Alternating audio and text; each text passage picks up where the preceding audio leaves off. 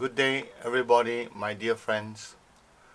I would like to introduce to another episode of mine that is actually part 2 of Kashgar in Xinjiang. I thank you for being follow up on this episode. Let me introduce to what I'm going to share with in this coming episode or today episode. Firstly, you will realize actually you see a picture on the screen. That is actually a very interesting place that I'm going to share with you. And let's show you that it's Afaq Khoja Mausoleum, a very holy place in Kashgar. And next on my list of sharing with you will be Sunday Livestock Market. This is very unique in Kashgar, also in the world, and will be also showcased today. And the third one on my list is actually the night bazaar, whereby actually if you want to enjoy and have the understanding of the authentic, the Uyghurs meals and local cuisines and snacks, I think this is a place for you to get to know more about it.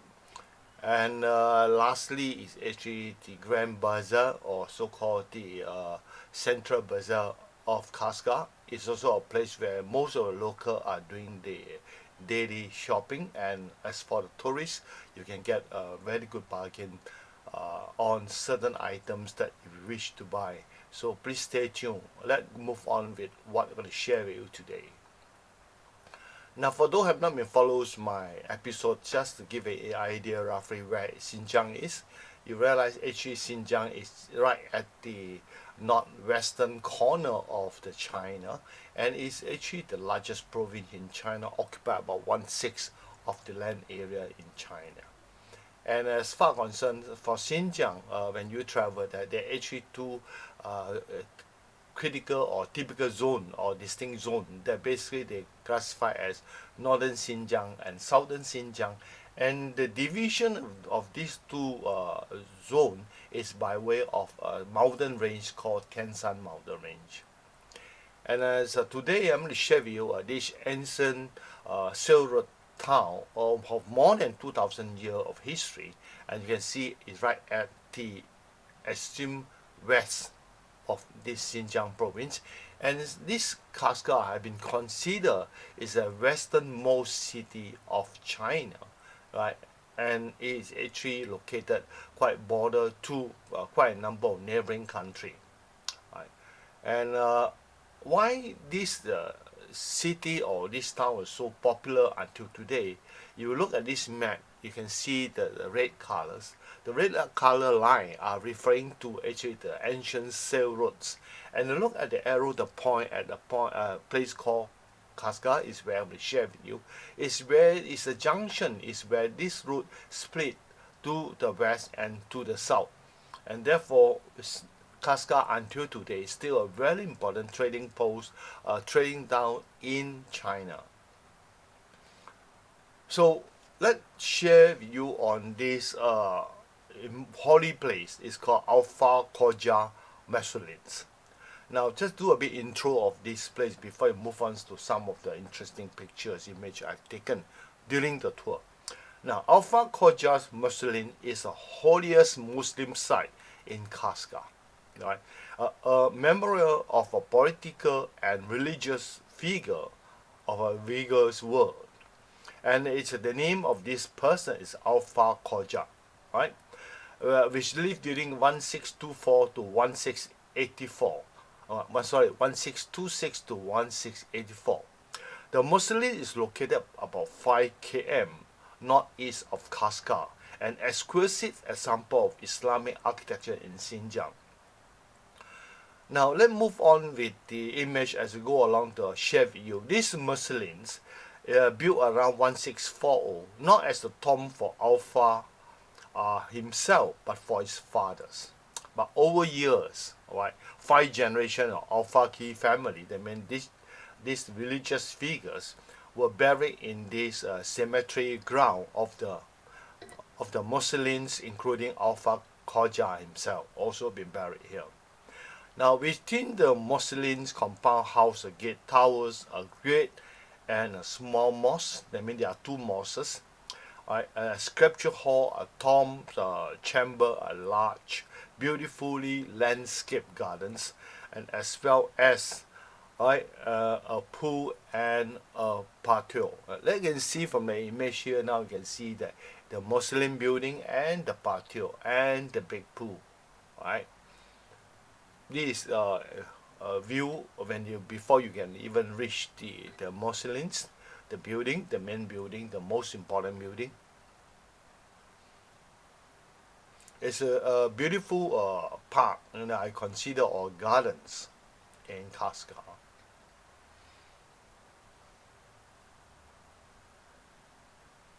These some of the architectures, the arch or structures that built around this beautiful landscape gardens. This is at the entrance area, and this is a place where we get our entry tickets to this mausoleum.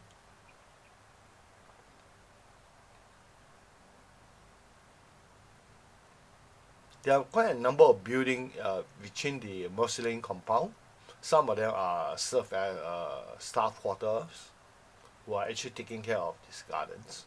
Some are place is for people to for prayers, for worshippers. And this is actually the actual mausoleums. You can see the whole structure is very grand and beautifully tiled, right? And the highest point of the building is the central dome, as you can see from this image. It's about 17-meter high. The domes and the minarets at four corners are decorated with colorful tiles and attracting the most attention of the visitor. In fact, this is one of the most beautiful buildings in the entire Muslin compound. This is the front elevations. A much closer view of the tile works on the minaret as well as at the dome area.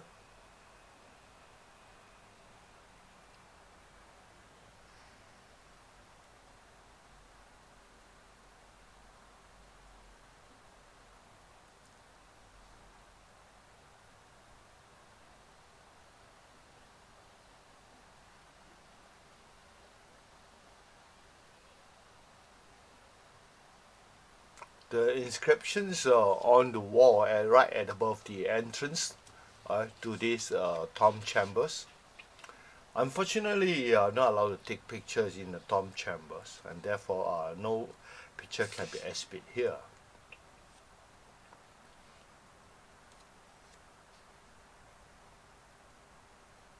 And this is right at the, just now you see it right there, entrance to the tomb chamber. We look outwards toward the park, the beautiful landscape park and the pool. And beside this mausoleum, there is actually a graveyard whereby they house all the tombs of all the 5 generations of Afaq Khoja families. And this is the mosque that I mentioned just now. There are 2 mosques. And you just have a look. These mosques are many years old. If you can see that this was built in 1640, so from now, easily this is about close to 400 years old.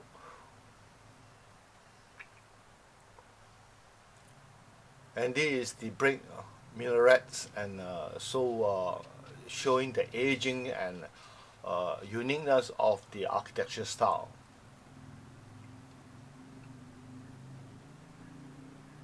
The gate entrance to the mosque. This is actually the main mosque, or the great mosque they call them.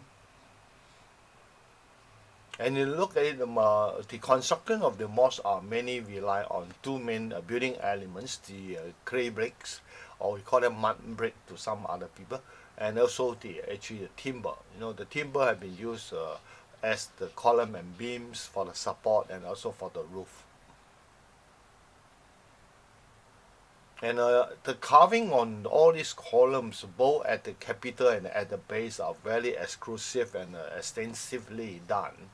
And we later will get a closer view of all this carving. Let's look at the capital itself. The carving on all the capital is not identical. In fact, there are quite a number of different style or patterns. And not only that, they also have been painted multiple colors and very, very attractive. Despite being exposed to sun and the UV light, you still can able to clearly distinctively see the colors of on these column capitals. Then we move on to another section that you can see that it exhibit again different type of carvings works, not only on the columns but also on the ceiling or the roof of this mosque. These are closer views, and but you look at on the right image where you show that actually the not only the extensiveness of the carving works intricately done to the column capital, but also you can see the painting works that was done to all the beams that actually supported by the columns.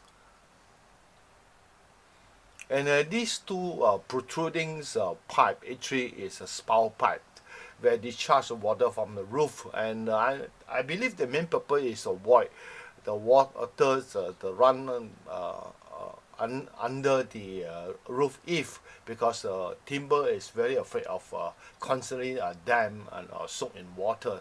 So therefore, all the rainwater from the roof will then through the spout pipe discharge out away from the roof eave. What a good thinking to maintain the woodwork structure to be able to last longer durations. And then if we move to another important places whereby most visitors will like it, as far as concerned, is where the place you shop for your souvenir. Because if you would want to have a full spectrums of all the local products that you can purchase in one spot, this is a place where you should visit. Because in this Kashgar Central Bazaar, or called Grand Bazaar, it actually is a place where you can have all the nursery thing, both souvenirs, handicraft, whatsoever, even the product from the neighboring country are all as shown on sale in this Grand Bazaar. Now, this Central Bazaar is also known as the Grand or Main Bazaars of Kashgar, and the biggest market in Central Asia, and is located at the eastern side of Kashgar Old City. It's open every day at about 10 a.m. at the Beijing time. Remember that the Beijing time is maybe have a time zone about 2 to 3 hours ahead of Kashgar. So in other words, literally speaking, it's actually in the local time, it could be actually about 8 a.m. or 7 a.m. in the morning. But the most crowded day is still on a Sunday. So you will visit this bazaar during the weekdays, it's less crowded. Good thing, but then at the same time, it also not many stores. It's not all the stores are open for business on weekdays, but on Sunday, most of the stores will open for business. So you can have a most crowd and also most choices to buy your belonging or your items that you want to buy. Then the market is divided into 20 sections. Each section selling specific range of goods or products such as dry fruit and nuts, spice, textiles, clothing, kitchenware, carpet, etc., etc. Handicraft sections, they have also carpet section, and therefore it's quite easy for you if you only interested in certain particular product. You just go to the section. You have a variety of choice to pick and select from. And let more of some images. You can see this is actually a place where they're selling the dry fruits and nuts. And when we are there during the weekday, you can see that we could be the first batch of the visitor. And in fact, that still a lot of stores not been open for business. And you can see so covered with canvas. Those goods are belonging to both sides of the shops are still covered up, And also you look at the street itself, also not many crowd. not many people. And what you can see is some tourists, and this batch of tourists belong to our groups. And this is another section, it have a cover. This section they have a cover walkway. And this is just to give you a closer look of the dry product, dry fruit and nuts, and the locals product on sales on this Grand Bazaar. There's many chef stores, so you can bargain. French speaking, these are places you are allowed to bargain. So you are good in bargaining, probably you get the best price. Some of the closer images of the shop, the goods that thing that's sold in this Grand Bazaar.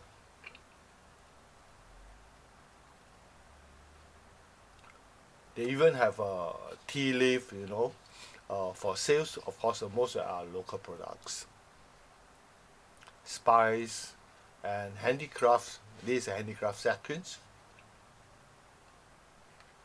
And they even have selling some jewelry, antiques of that kind, goldware, silverware, etc.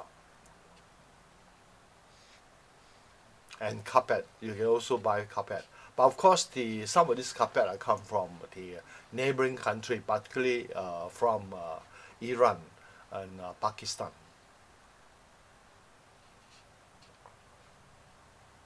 So this is actually outside the bazaar. So on the main street, you can see some vendors, mobile vendors, also selling the fruit from their own estate or gardens, or plucked from their own farm. Now the next one, the exciting thing that before we go into the next important episode, beside this Grand Bazaar, and then there's actually next to a river that cutting through this Kashgar town, and it's very nice river, and there's a very suspension bridge that crossing this river, and this is the suspension bridge I'm referred to, and when you cross over to this suspension bridge, then look at admire the architecture, the local architectural style. Not only you can see this earlier in my first episodes when we traveled the old city center, the Eastern Gate area, and secondly you can see the same architectural style was clearly exhibited in this suspension bridge.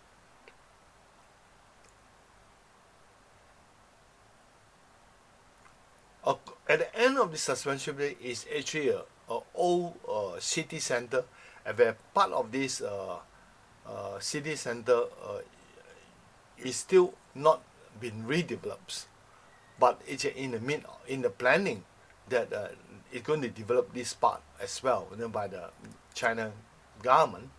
But they can see that actually all these dwellings is already abandoned or vacated. The residents have already vacated. It's only waiting for the time to be demolished and for rebuild. So the reconstruction and rebuilding in the Kashgar town is quite extensive. Moving on, of course, that it take a while to get the whole Kashgar down. So if you want to see some of these ancient old buildings of Kashgar, you better go a bit early, because the progress, the development, the urbanization process in China is very, very fast and very, very rapid.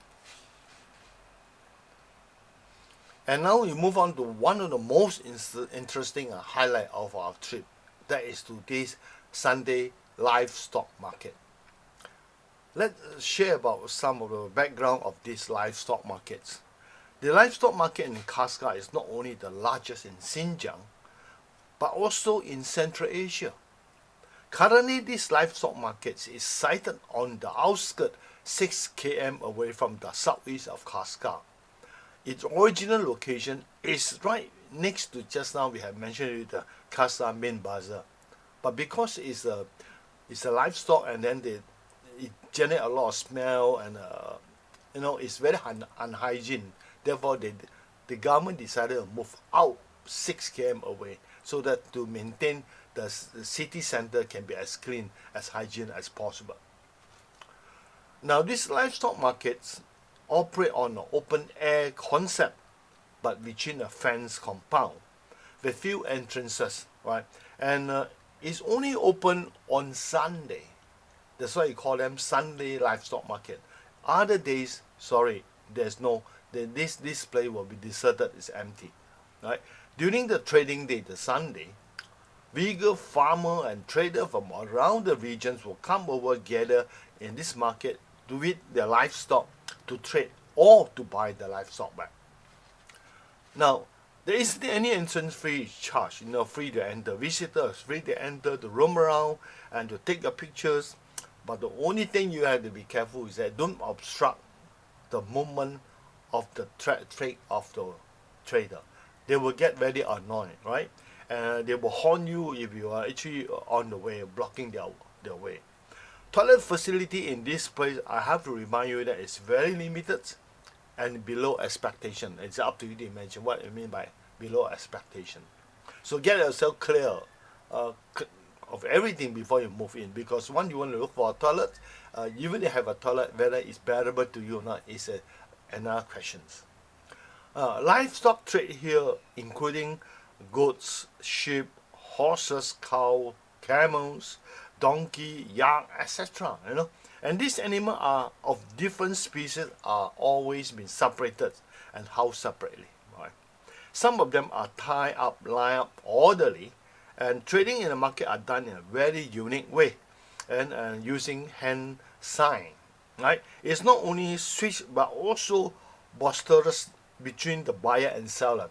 You can just see them shout or not shout, it's just like shouting, or what? I'm not sure. They are communicating actually. Then suddenly it stops. Then they start paying the money, and you do not know as an outsider what price they have traded. This is one of the very unique of trading in this place. Let's see some of the picture. You can see now this is actually a section where you sell the cattle or the cow, right? And you can see that they have a fence bar, to tie all this cattle to the bar. As you can see, the livestock is abundant here, and at the same time you can see that those people mostly are locals. Some of them are the trader themselves, some of them are here to buy the livestock.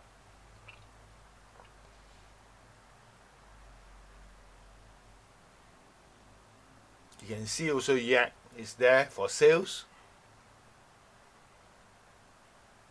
You can see the sheep or goats, you like to call it. And they are chained, or they are been tied up, and in this case you can see that in this image the front, all these sheep or goats are being tied, and this is actually where they are viewing, even the local are enjoying viewing the trading the taking place between the buyer and the seller. There are some of the negotiation are taking place between them, and they bring this livestock in using many many means, depend on the amount, the number of them you bring in. Like for example, in this picture, they're using a trishaw, motorized trishaw. You can see all these sheep have been lined and tied up orderly. Beautiful backside.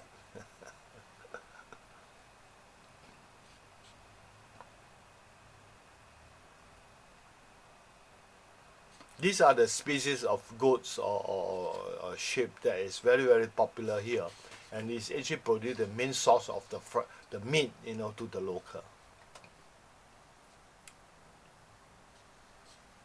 The goats.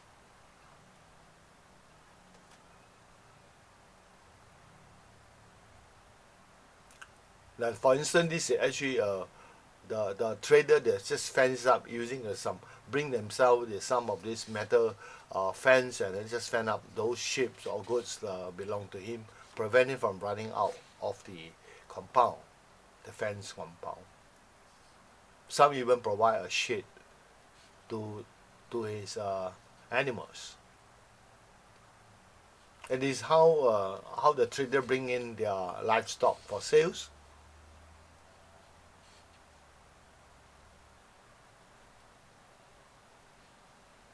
pickup van also been used.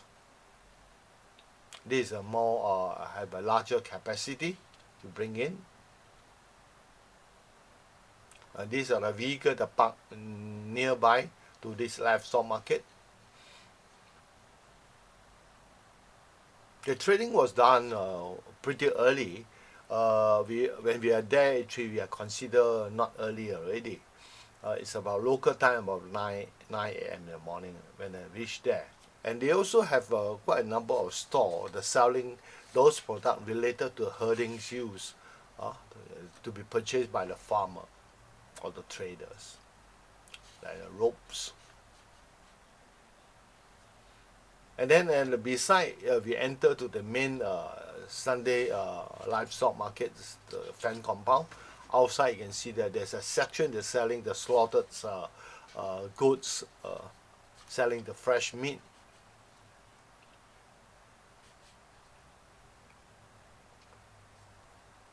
Then also you can find some food store just nearby. Sorry, it's going to be fast. Now you can see the picture on the left. It's just how you see the sheep or on the picture earlier when I say the very beautiful backside.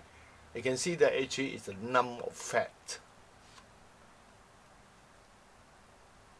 And they also have those traders, small vendors coming from the surrounding places to sell their handicraft, their products. Like in this case, the local hat, boats, leather shoe,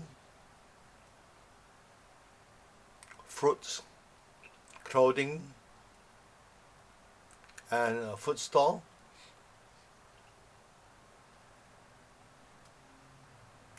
Pilaf. The local, they for the vegan, they call it polo. They call it P-O-L-O, polo. But actually, a general term we call it pilaf. Rice, the cook, and then they can mix with meat, and they have different type of meat. It can be mutton, it can be a chicken, it can be beef or any of that kind. This is some of the local num, and then some of them are actually have added some ingredient on it. And on the right, I'm not sure if it look like eggs, but I did not ask, so I don't know exactly what is it. It could be actually hard-boiled eggs, ready to eat. So now, after having the excitement over this Sunday livestock markets, where is the one of the uniqueness of visiting Kashgar, and also the main reason for why I want to visit Kashgar. There is actually next is on the night bazaar food street.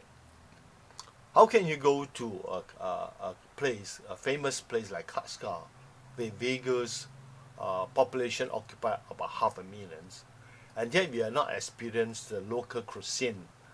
So let's share about what is the local cuisine or snacks, the food that eat by the locals. Now, you can really experience this in this night bazaar, or you call them food street. Now, not Jefang Road's markets, is people normally call it. It's also popularly known as night market to many. And this night market, which is also a food street, open daily from 8 p.m. till 11 p.m. They mean only at night. It's located opposite the Ika Mosque, right? Just as I mentioned in the first episode, we are one of the largest mosques in China, but not in terms of building, but in terms of land area. The night markets come alive when night fall, right? And a walk through the bustling store will bring you resembles memory and erasable memory of yours in your visit to this Kashgar town, and also the beginning of your culinary adventure. It is the best spot for sampling the exotic yet authentic Xinjiang cuisine and snack. This is a place. In these colorful and lively night markets, You will also be able to find a diversified local food cultures that will sure to meet the inner foodie desire of most people. My recommendations dishes to try are kebab, grilled or fried fish, fresh fruit juice, and homemade ice cream. Let's look at some of the images and to see what are the things you can try, you can get in these food markets. As we enter this night market, alright, this the night is not really fall yet. It's during the sun just set. You know, you still have a blue sky, bluish sky, and you walk through itself. This part is still not the fruit street yet. You know, it's still street whereby selling normal sundry products. But most of the shop by this time were already closed, except few who is still open. This is the lane nearby, the street nearby. It's all lighted up very nice. During the night, most of these old city district around this area are the building facade are being lighted up.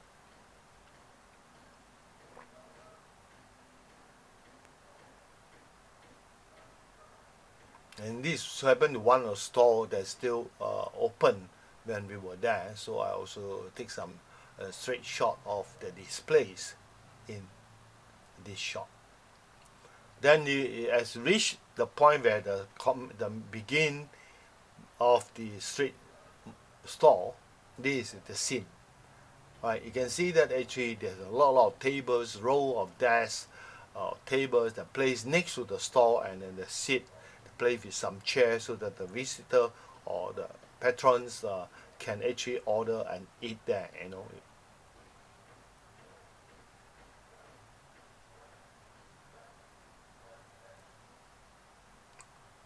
To begin with, of course, the most people when you go to Kashgar or Xinjiang or Uyghur, then they come across very famous local bread. They call nam or naan, right? And of course, you can also can find here. It's their basic food, the most common food that consumed by the local. Then you have the so-called roast lambs.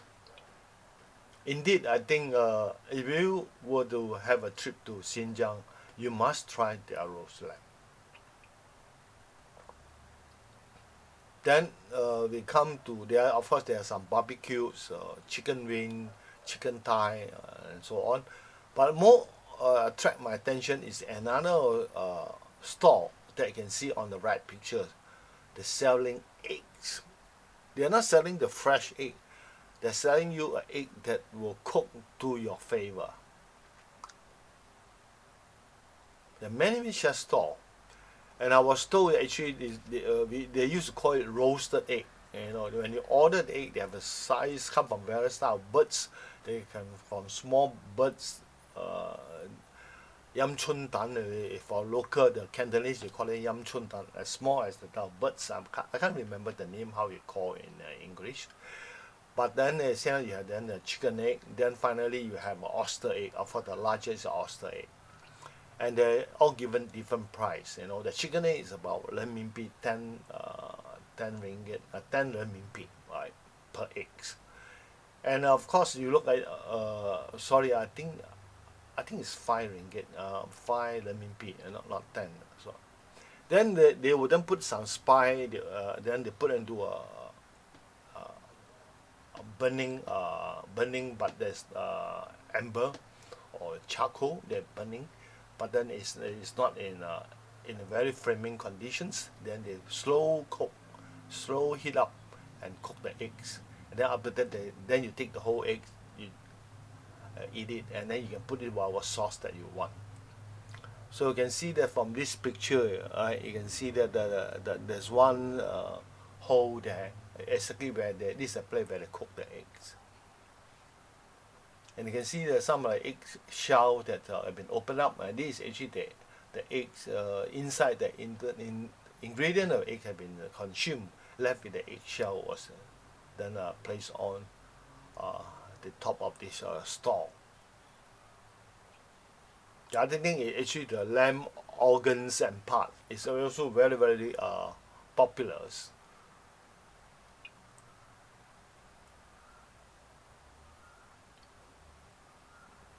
almost every organs, every part of the lambs is consumable, right? It's edible to the local. And this is a place where these lambs uh, legs or called knuckle was actually cooked and then in spicy sauce. And this is some dumpling.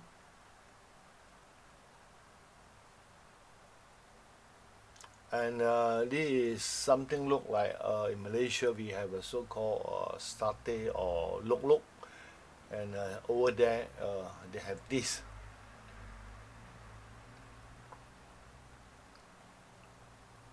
Then this come to the section called the fried fish.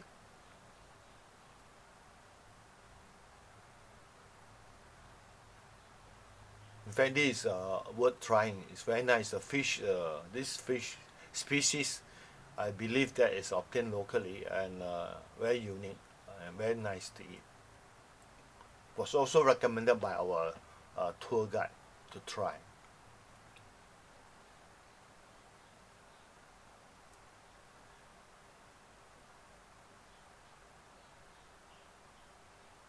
Then you have this so-called lamb intestine, but it was stuffed with rice inside. Then they, with some form of spice and other ingredients added into this rice before stuffed into this intestine.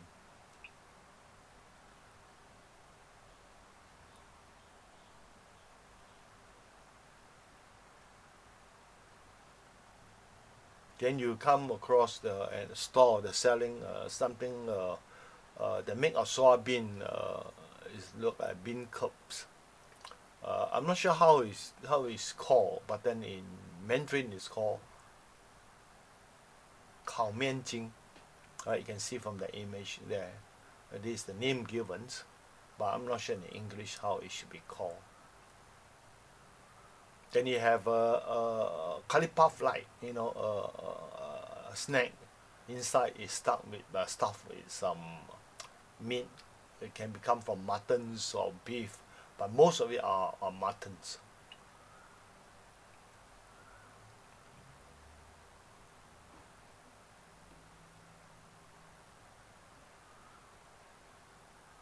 Then you also have the noodles. They actually have both hot and cold noodle. Some in Mandarin you can call it lem pan, lem mian, cold noodles. Then you have a snack corner where they have after the main meals.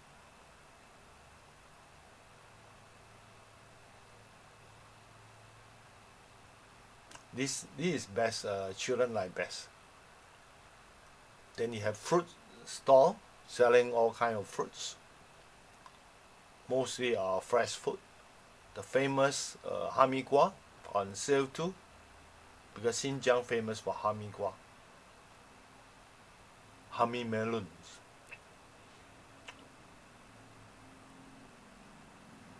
Some of the local fruits.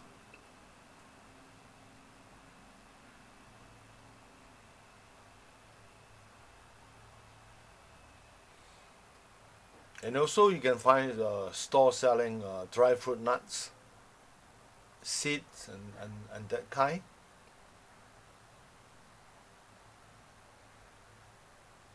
And of course, before I end of this episode, there is basically some street photography. You can see the fruit stall owner are preparing the fresh fruit juice for sale, while an old man was sitting right at one of the doorway, on the step on the doorway. And this kid was actually doing some actions, doing some action to the gentleman who was sitting. I think he is actually is a stalesmith who doing some form of repair. And that's end of today's episode. I hope you enjoyed this tour to Xinjiang. It's a very unique place and full of interesting culture and history. And in my next episode, I'm going to share with you a more very scenic highway. And this highway is been renowned as the heavenly highway of the world, and it's called Karakoram Highway. It's in my next episode, and please stay tuned in this coming Saturday, the next Saturday. And because in these coming episodes there are too many beautiful images, so you can expect that probably that the episode will be a bit longer, but be assured you that a lot of beautiful scenery along this Karakoram Highway. Please stay tuned, and thank you for staying with me until these hours of my episode.